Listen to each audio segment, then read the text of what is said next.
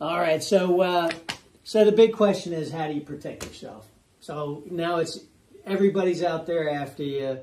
You got two gaping holes in there. The malware doesn't land on your disk anymore. Nope. It actually goes out when a script and goes out to the internet that's wide open, pulls down its payload, and encrypts your stuff. So how do you protect yourself? Well, it's called the Malware Paradox. Malware wants to do two things. One, it wants to hide, and that's the fly flying around in the memory. Wants to hide. Number two, it needs to execute, and so malware finds many different ways to execute, but it always has to execute. And as soon as it executes, it can be discovered. I have two dogs. I have a dog named Daisy, big, white, fluffy, loves everybody. Everybody that comes to the door is Daisy's friend. She doesn't even have to know them. They're her friend. I have another little dog. His name's Chase. He's a little black curly dog. And to Chase, nobody's a friend. Except for the 5 people that live in the house. Yeah.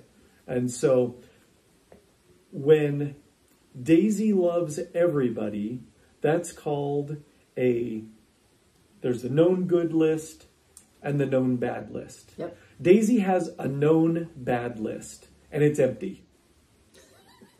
And that's antivirus. That's how antivirus works. Antivirus has a database of known bad programs, and it looks at all the programs on your computer to see if any of those programs match its known bad list. But as we already talked about, malware, most of it resides in memory and doesn't touch a disk. And so the antivirus cannot get a signature on it. So therefore, it's not going to see it.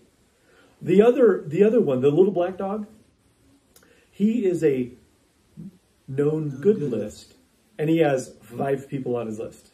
Everybody else is bad. See, Chase doesn't have to know who's bad because Chase knows who's good.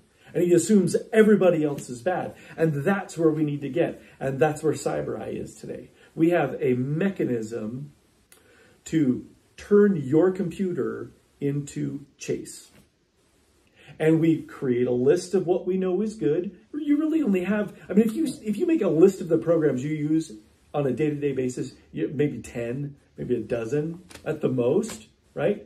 And so if we just list those and we say, those are allowed to run, nothing else can run, then it doesn't matter whether the fly's in the memory or on the disk, it doesn't matter. As soon as it tries to execute, it's denied. Right. Because there's no policy, right? This is all policy-based. There's got to be a list. If you're not on the list, you don't run. Okay. So if I have a malware script and it downloads, I go out to the internet and get my payload. Actually, can I even do that? Well, that's a great question. So here's how it works. You get an email, and it has a PDF, and the PDF is weaponized. The PDF tries to open a tool called PowerShell.